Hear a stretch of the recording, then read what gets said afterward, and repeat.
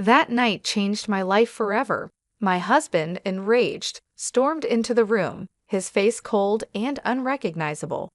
He grabbed me, tied me tightly to a chair, and then, with a razor in hand, shaved off my hair, stripping away my dignity. As I sat there in shock, he lifted a heavy vase and struck me on the head, and everything went dark. My name is Sarah, and I'm 32 years old. I've worked as a kindergarten teacher for years, dedicating my life to nurturing young minds. For the past 6 years, I've been married to Mike. When we first married, he was charming, supportive, and full of dreams. But over time, as his obsession with money and success grew, the loving man I once knew began to vanish, replaced by someone driven by greed. We lived on the outskirts of Denver, and while I tried to convince myself things would improve, the reality became harder to ignore. I still loved him, but his respect for me had long since faded. As I regained consciousness, a sharp pain pulsed through my head, and I could feel blood trickling down the side of my face where he had struck me. Bound tightly to the chair, I knew I had to get out if I wanted to survive. Fear gripped me, but a spark of determination pushed me forward. Despite the pain, I started twisting my wrists, trying to loosen the ropes that cut into my skin. The fibers bit into me, but I refused to give up. I had to escape. After what felt like hours, I finally managed to slip one hand free. My fingers trembled as I worked to release the rest of the knots. My body ached, but I wouldn't stop. As I freed my legs and stood up, my head spun from the pain, but I steadied myself and moved silently toward the door. My heart pounded as I glanced at Mike, who had fallen into a drunken sleep on the couch, unaware of my escape. Outside, the cold night air hit me, bringing a sharp sense of reality to the moment.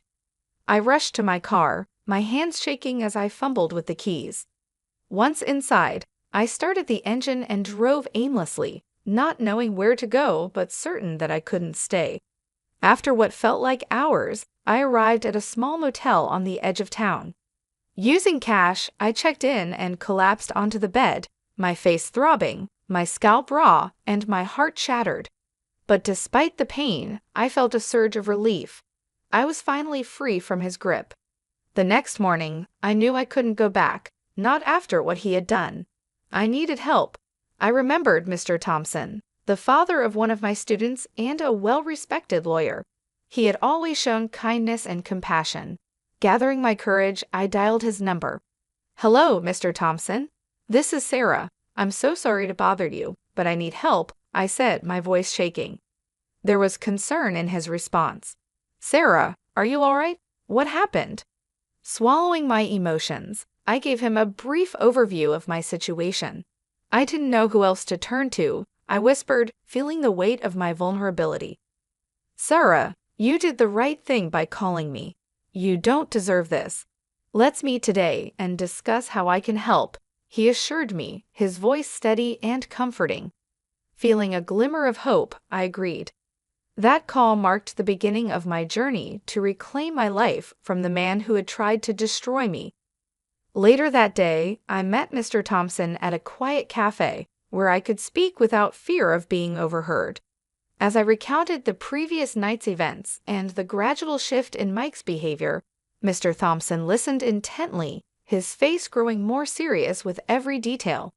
He asked questions about Mike's recent actions, particularly his obsession with money and control.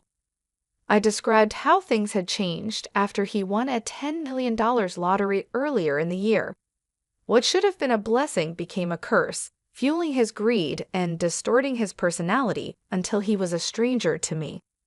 "Sarah, this is not just disturbing, it's criminal," he said, his voice steady but filled with empathy. "What Mike did to you is a serious offense. We need to act quickly. I'll help you file a restraining order to ensure your safety, and I'll also introduce you to a family lawyer who specializes in domestic violence cases. You don't have to go through this alone." A wave of relief washed over me. For the first time in a long while, I didn't feel isolated. Together, Mr. Thompson and I planned our next steps. Securing the restraining order, gathering evidence, and initiating divorce proceedings. But despite the glimmer of hope, I knew deep down that Mike wouldn't let me go easily. Over the next few days, as I lay low and focused on healing, a mixture of relief and dread weighed on me.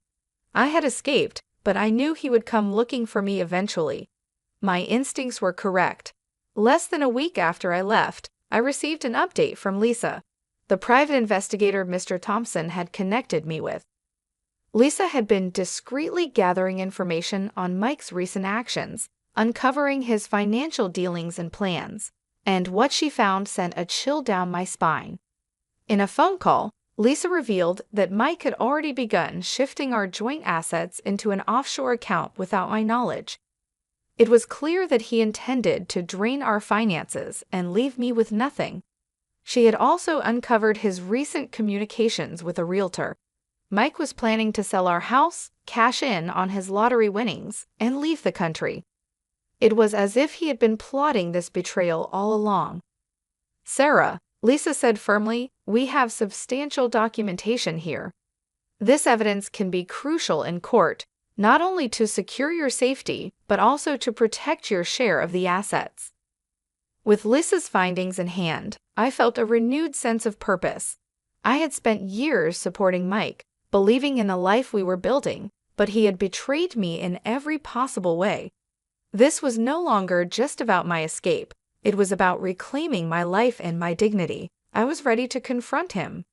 The following week, Mr. Thompson filed a restraining order, legally preventing Mike from contacting me or approaching me. As we prepared for the court hearing, I gathered everything I could to prove the mental, emotional, and physical harm I had endured. We organized photos of my injuries, financial statements, and even voice recordings of the times he belittled me, trying to break me down. The day of the divorce hearing arrived sooner than I expected. I felt a mix of dread and resolve as I stepped into the courthouse. Dressed in a tailored suit, I wanted to project an image of strength, even if I still felt vulnerable. This was my chance to stand up for myself, to show Mike and the world that I wasn't the broken, powerless woman he thought he had left behind. As I entered the courtroom, I saw Mike sitting across the room, his gaze hard and unyielding. He wore that same smug expression he always used when he wanted to intimidate me, as if he still believed he held control over me. But with Mr. Thompson by my side and the weight of our evidence, I felt the balance of power shift in my favor. The hearing began with my attorney laying out the facts, painting a clear picture of the psychological and physical abuse I had endured. He presented the documentation Lisa had gathered, showcasing Mike's financial misconduct and his attempts to transfer our assets without my consent. The judge listened closely, nodding in understanding as each piece of evidence came together, building a case that was difficult to refute. When it was my turn to speak, I recounted the night Mike had shaved my head and struck me, detailing the terror I felt as I fought for my life. I spoke honestly, sharing how his lottery winnings had twisted him, transforming him into someone I no longer recognized. My voice wavered, but I held my ground, determined to make the court understand the depth of his betrayal. Mike's defense was weak and disorganized. When he took the stand, he tried to portray me as an unsupportive wife, claiming I had never believed in his dreams and that I only cared about the money. His words stung, but this time, they didn't shake me. I knew the truth, and so did everyone in that room. Mr. Thompson seized the opportunity to dismantle Mike's argument, bringing up his violent actions and the blatant disregard he had shown for our marriage vows. With photos of my injuries, the evidence of his financial misdeeds, and Lisa's testimony, our case was solid. Mike's confidence began to falter, his bravado waning as the reality of his actions came into sharper focus. Finally, after hours of testimonies and deliberation, the judge prepared to deliver the verdict. My heart raced as I waited, a mix of fear and hope swirling inside me. The judge's words were firm and clear. Mike was found guilty of domestic violence, financial misconduct, and attempted fraud. He was ordered to forfeit his claim to our shared property, pay me substantial alimony, and, more importantly, he was sentenced to time in prison. Additionally, the court mandated him to complete anger management and counseling programs as part of his punishment. Watching the disbelief spread across Mike's face was a moment of victory. He had taken so much from me, but now justice was on my side. As the gavel came down, signaling the end of the hearing, I felt a wave of liberation that I hadn't experienced in years. I was free. After leaving the courthouse, I felt a sense of relief and lightness, as if a massive weight had been lifted from my shoulders. The legal battle was over, but I knew that my journey was far from complete. I had won my freedom, yet years of pain and fear had left marks on me, scars that would take time to heal. Still, as I walked away from the courthouse that day, I knew I was stepping into a new chapter of my life, one where I could reclaim my sense of self, rebuild, and thrive. In the days that followed, I began to piece together the fragments of my life. Returning to my teaching job was my first step. My classroom, filled with curious young minds and innocent laughter, had always been a sanctuary for me, a place where I could lose myself in the joy of my students' learning and growth. Every day I spent with my students brought me a little closer to healing. Their smiles and excitement reminded me of the dreams I once had, of the passion I held for my work and for life itself. Mr. Thompson continued to check in on me, his support unwavering. He had been a lifeline during my darkest days, and his kindness reminded me that there were still good people in the world who genuinely cared.